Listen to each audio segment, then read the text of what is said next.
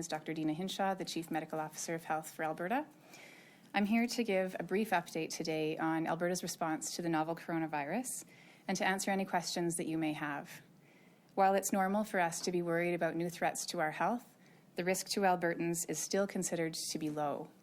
There are no cases of the novel coronavirus in Alberta at this time. The 2 presumptive cases that were announced in Ontario are travel-related, and they're being isolated to prevent further transmission. This is exactly how our public health system is supposed to work, by identifying travel-related cases and preventing those infections from spreading. Alberta Health and Alberta Health Services are working behind the scenes to ensure that our health system is ready to respond effectively should we need to do so. We continue to test for the novel coronavirus in Alberta for people who may have been exposed to the virus through travel to Hubei province in China or other settings where transmission is known to be occurring. Several cases have been tested so far, and we expect more will be tested in the coming days. We have taken steps to ensure frontline healthcare providers have information about the virus so they can take recommended actions and promptly report people who warrant further investigation to public health officials. Again, this is a precautionary measure to monitor the ongoing situation and identify changes in that situation or changes in the risk to Albertans. We are working closely with the Public Health Agency of Canada to continue monitoring the situation as information develops, and we will take additional steps if that information warrants. Albertans are still more likely to experience a respiratory infection caused by a common virus, such as influenza, which is in itself a serious infection. However, if anyone has specific concerns about being exposed or possible symptoms related to the novel coronavirus, I encourage them to call HealthLink at 811. Again, I want to reinforce that the current risk to Albertans is low. In order to do our best to keep it that way, we will continue to monitor the situation and will take whatever steps are needed as the situation evolves. Thank you again for coming, and I'd be happy to take questions. How many cases have you tested, or suspected cases have you tested for so far? So the important number to know is 0 probable, 0 confirmed cases. The number of cases that are being tested obviously changes as our clinicians do their work and report to public health. And so the number that's important with respect to the risk to the public is 0 probable, 0 confirmed cases. So you won't tell us how many tests you've done? Again, the information that's most important with respect to assessing risk to public is the number 0. The cases that we're testing are cases that could potentially have been exposed through travel, but are not considered, we're being very precautionary with respect to the cases that we're testing. So the number of cases being tested is not an indication of risk to the public. Again, the important number is no probable, no confirmed cases. What about at airports? Any sort of screening happening at airports, ports of entry into Alberta? So Alberta does not have any direct flights from China, and the screening that's been put in place is a measure that the Public Health Agency of Canada through their federal partners are taking. So there is screening in place at the 3 airports in Canada that have flights coming in from China, which are Vancouver, Toronto, and Montreal. And so travelers are being asked screening questions about symptoms, and they're also being watched by border agents as they come in, should they have any evidence of symptoms, and then they're monitored and asked further questions. When you're talking about testing, are you sending anything away to the public health lab in Winnipeg, or is it all being done here? So we have an excellent public health lab in Alberta, and we both send samples to be tested to the national lab in Winnipeg, and we also test them in our own provincial public health lab in the province. And so we have that capacity to get test results back within 1 to 2 days from our own provincial laboratory. Can you take us through what a test would look like? What are these blood tests? Yeah, for sure. So the test that's done is called a nasopharyngeal swab, or an NP swab, and it's a fairly long, kind of looks like a miniature Q-tip, and that Q-tip, for lack of a better word, that long swab is put into a nostril, and then it's pushed up so that it swabs the very back of the nostril where the nostril enters the throat. You can imagine, I see some faces, it's not the most pleasant test, but it's only uncomfortable for a moment, and then it's done. So it's just a quick swab that's done to test for this infection. When you say behind-the-scenes work being done, are we preparing supplies in hospitals? Are we setting anything aside, or is that all already in place? So the work that we're doing right now is really to make sure that our systems are ready to respond should we have a case that's travel related. And so what we're doing, we're working again closely with Alberta Health Services and their system so that if someone does have symptoms and they call 811 and they've had a concerning travel history, we can make arrangements to have a sample taken in that person's home if they're not sick enough to require healthcare services. So it really prevents additional spread of any potential virus, which again, the most likely virus, and what we're seeing on many of these tests is people coming back still are more likely to have influenza than the novel coronavirus. And influenza, as I mentioned earlier, of course, is also a serious disease. So we're making sure that we're not exposing more people than needed to any kind of respiratory virus by taking those kinds of measures and making sure that our public health teams are able to follow up on those people to make sure that they get regular phone calls to monitor for symptoms and that the results are promptly acted on. Again, when the results come back for some other kind of virus that in itself needs to have follow-up. Because the symptoms are so similar, what are the ways to differentiate between having the influenza and having corona? It's so similar and people are at home wondering, should I be calling, should I not? My symptoms feel like they're the same. Mm-hmm. It really goes back to potential exposure. So at the moment, all cases outside of China have been linked to travel from China. And so right now what we're doing is, again, advising people if they've traveled from an area within the last 14 days where it's known that coronavirus was circulating, that they can call HealthLink and get advice. And then, unfortunately, the symptoms really are essentially the same as influenza. And so the way to tell the difference would be to be able to get the test. But I want to emphasize again that the risk of having novel coronavirus is very low, even in people who have traveled from China. And so we're really looking and focusing on those areas where we know that circulation is happening within the community. Are the people who are being tested, are they currently in quarantine? So people who are being tested are kept on isolation until results come back that are negative. On isolation, what does that look like? They're in a room by themselves or in a certain kind of room? So it really depends. Again, there's quite a spectrum of illness in many respiratory pathogens. So whether it's influenza, novel coronavirus, some people have very mild illness. So if somebody who has called HealthLink, has a travel history, and has mild symptoms, does not need to be in hospital, then they're kept in isolation at home. So they're asked to stay at home, stay away from others, and keep kind of in a place where they aren't going to be coming in contact, whether with household contacts or going outside the home until the results come back. And as I mentioned, that takes about 1 to 2 days for the results to be available. Sorry, guys, we got a number of questions on the phone. Operator, could you patch on the first question? Our first question comes from Claire Theobald of Great West. Your line is open. Hi there. So I was reading through Health Canada's SARS report, and it outlined surge capacity as a clear issue in responding to a pandemic flu outbreak. At the same time, it took family doctors there, who were considered the sentinels in an outbreak where 1 in 5 of the people infected were healthcare workers themselves, 4 weeks to receive much-needed protective equipment. So my question is, what's being done in Alberta to ensure remote communities can get the additional resources they need to respond in a pandemic emergency in a timely fashion? Thank you for the question. And certainly we have a pandemic plan in Alberta that's been worked on with Alberta Health and Alberta Health Services. I want to emphasize again that at the moment, given what we currently know about the virus, the risk in Alberta is low. But we are aware, as you say, that we need to be prepared should that situation change. And so that pandemic plan has information in it that will allow us to be ready should the situation change.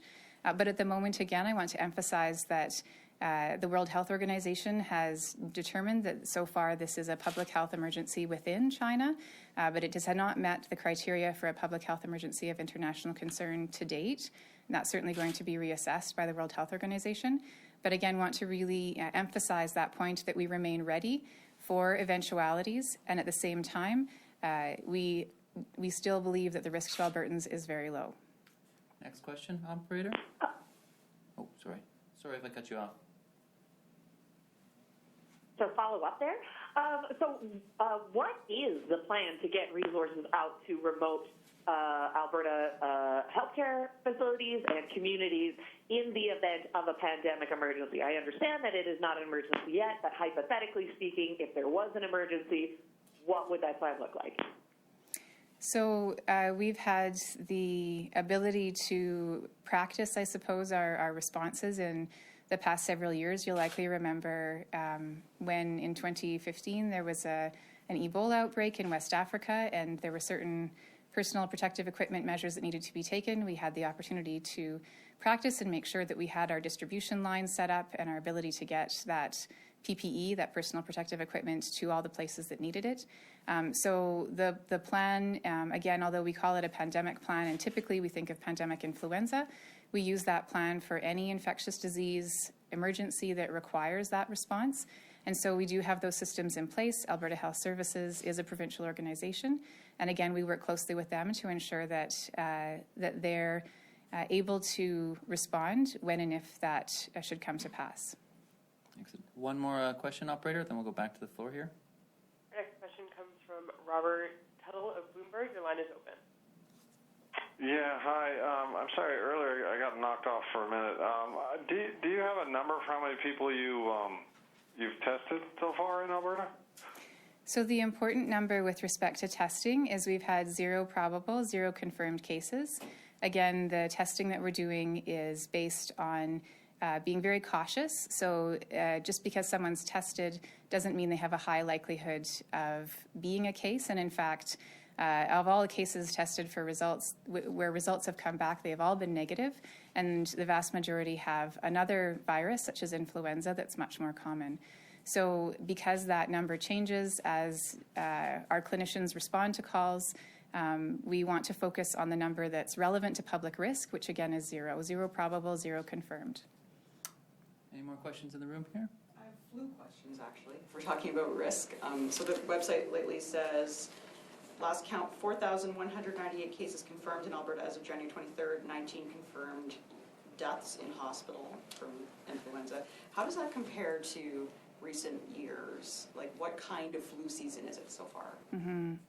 So the flu season so far has been, with respect to severity in terms of number of cases and number of deaths in Alberta, has been what I would say an average season. So it's not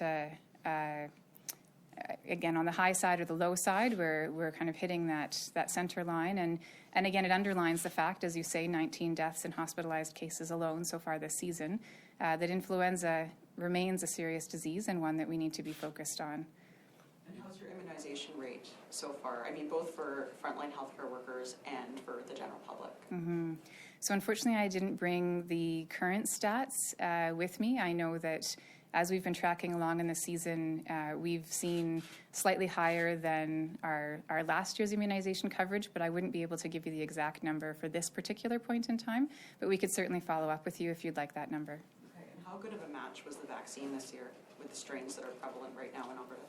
So vaccine effectiveness is something that is being assessed, and there's been some publications that the genetics of the strains of influenza that are circulating aren't identical to the strains that were in the vaccine. However, that is not an accurate representation of vaccine effectiveness. And so the vaccine effectiveness numbers, we need to wait until we have had enough cases to be able to assess with our data the retrospective effectiveness of the vaccine. So we would expect that later on in the season. So if there's some genetic overlap between the circulating varieties and the vaccine varieties, there may be some level of protection afforded? Yes, that's correct. Your messaging has been that the risk is low, but I just want to ask this. Just we've been contacted by people who know people who've been to China who are sick now, Mm-hmm. and one case, someone in quarantine. So the people who know this individual, they're concerned at this moment. Mm-hmm. I don't know if they've been, anyways, but what's your message for them? People who know them, people who come in contact with them, people who are really worried right now. Mm-hmm. So again, my message is that it's completely natural for people to be worried about this new health threat, and absolutely understandable. What we know about this virus so far, with the information that's been provided, is that there's a wide spectrum of illness, ranging from very mild cases all the way to severe cases, and that infection with this particular novel coronavirus does not automatically mean severe illness and or death. Again, there's a wide range. So while we're very cautious and we're responding with caution to this because it is new, as the information unfolds, one message is that this virus seems to have, again, that wide range of outcomes. Now, the other message would be that if somebody is in close contact with someone who's returned and is feeling ill, they can always call 811 directly and get personalized advice about their particular risk. And if there's somebody who's been put on isolation or quarantine and is being tested, and there's close contacts of that person, then they would be able to speak with public health directly and get information about, again, their own particular risk, what they can do to protect themselves. What we know about this virus so far is that measures like using regular hand hygiene, keeping a distance of 1 to 2 meters from someone who's ill, and in healthcare settings, using a mask, using eye protection, those are the kinds of things that are protective against this virus. So again, people can take very simple measures to protect themselves, regular hand washing, staying at a distance from people who are ill. If people are feeling ill themselves, staying home, and calling 811, again, for individualized health advice. That would be my advice to them. We've got another one in the queue. Operator, could you patch him through? Our question comes from Claire. Your line is open. Hi, this is actually a perfect segue. So in keeping with that, I know a lot of emergency plans in Alberta recommend that, average everyday Albertans be prepared with 72 hours worth of supplies they need to look after themselves. So what advice do you have for average everyday Albertans and how they can be prepared in the event of a pandemic influenza emergency?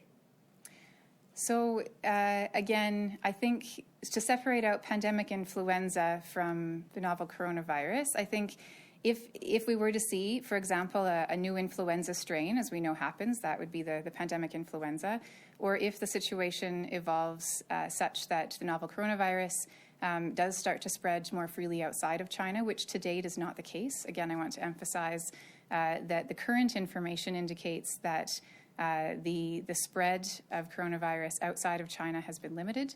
However, if that were to change, then certainly the average Albertan can be prepared. There's typical lists of things that can be stocked up in emergency response kits. So usually the recommendation are things like basic essentials, so medication, fresh drinking water, some non-perishable food items. Again, those are things that will stand you in good stead, whether there's a blizzard that knocks out power for 72 hours, or whether there's any other kind of emergency that impacts supply runs. So this is not specific to an infectious disease issue. But it's always good for Albertans to be prepared to have those kinds of essentials on hand. And as you say, that is standard emergency preparedness messaging that would be for all hazards, not specific to an infectious issue. Okay, thank you. Any more additional questions? I think I know you haven't told us, but I think we really do want to know just how many people have been tested. Mm-hmm. And how many results are pending. You said 0 and 0. But. Yeah. No, I understand that. And again, I think there's always an interest in knowing the numbers that are being tested. And the reason that, we're really wanting to emphasize that the risk to Albertans is something that's dependent upon how many cases we have. It's not dependent upon how many cases we're testing. And again, the vast majority of people who have been tested, their test results have already come back and they're negative. And those who are waiting for test results and those around them are in close contact with public health to make sure that they have the information. Again, you've mentioned that you have people who've mentioned to you that maybe they don't feel like they have enough information. And I would encourage them, again, to call HealthLink, because that's what our HealthLink line is there for, to be able to provide that individualized advice to people who are worried. But this number isn't a health number. It could be a good indicator of how many people are concerned. So why don't you tell us? So again, this is something that... I understand that you're not going to, but I don't understand your rationale yet. Are you concerned that it's going to cause some concerns or some panic or some sort of confusion? What is the reason for not telling us? So the number is challenging to keep updated, as I mentioned, and again, the reason that... No, you have numbers, you have ballparks, you know how many you had as of 2 days ago or something. You can give us a ballpark, but you won't. Why not? Well, I've already told you that No, you haven't said why you're concerned about giving the public the number tested. What is the concern? Is it concern that you're going to sow confusion, that you're going to sow fear? I assume that's why it is, but I still haven't heard a reason. Well, again, the reason is because that number doesn't reflect the risk to the public. The risk to the public is reflected... It might reflect the concern by the public. So is that so it's not a health issue, it's a public concern issue. Well, I think, I mean, that wouldn't... That public concern issue, we know the public is concerned. I think there's no question that people are anxious, people are worried, and so I'm not sure the presence or absence of that particular number gives any more insight into how concerned. What I know is that Albertans are very worried about this. If that's the case, why don't you give us the number? Again, because the number itself doesn't provide any additional information about the risk or help. In your opinion, it doesn't. Correct. So this is something, again, that this is the decision we've made is that the really important numbers are the numbers of probable and confirmed cases, which are 0. I think we've addressed it. Is there any other questions? Could you say whether the hospitals have been seeing a lot more people walking in, or has HealthLink's been inundated with phone calls in regards to this? So I don't have the specific numbers of HealthLink calls, but I do know that there have been more calls than usual. As I said, we're very aware that Albertans are concerned about this. That's very clear. And if that's something that you're interested in, we can find out the specific HealthLink call volume change. That's numbers that we could make available. Yeah. Perfect. I think that's everything, guys. Sorry, one more in the back. You mentioned the World Health Organization earlier and how they hadn't called it an epidemic outside of China. Are we getting closer to that happening, or is the situation more in control as far as the WHO is concerned? So all I know is the assessment that they made last week. So that was last Thursday that they had their meeting, and the report that came out indicated as of last Thursday that they stated that this was an emergency in China. And at that time, they were watching the measures that China was taking to prevent the spread. And they were watching the fact that outside of China, there had been no reported instances of sustained human-to-human transmission. And it was based upon those observations that they reported, again, these are from the reports that I've read, that they had decided to reassess. At that point, they had said in 10 days. I can't speak to whether or not that will change or not. But at that point, that was the decision they made, is that this was still a localized emergency within one country. And at that point in time, there was not yet sufficient evidence of international emergency being reached. That's 3 days ago, though. I mean, a lot happens in 3 days. Do you know where that line is moving, which direction it's moving in those 3 days? So I wouldn't be able to comment on the World Health Organization and how their deliberations are going. I can certainly tell you that within Canada, the Chief Medical Officers of Health and the Public Health Agency of Canada are meeting regularly to discuss new information as it comes up and to make sure that we are keeping on top of any changes. At the moment, again, we have reports of the 2 cases in Ontario and no other cases in Canada to date. And the important thing is that we stay vigilant. We continue to monitor, so as new information emerges, we're able to take that into account in our planning. And that is something that we're doing in Canada. All right, guys. I think we're going to wrap it up. I'm Tom McMillan. My contact information on the meeting notice. Feel free to send me any follow-up questions or any facts you need, and we'll track them down for you. Thanks for coming.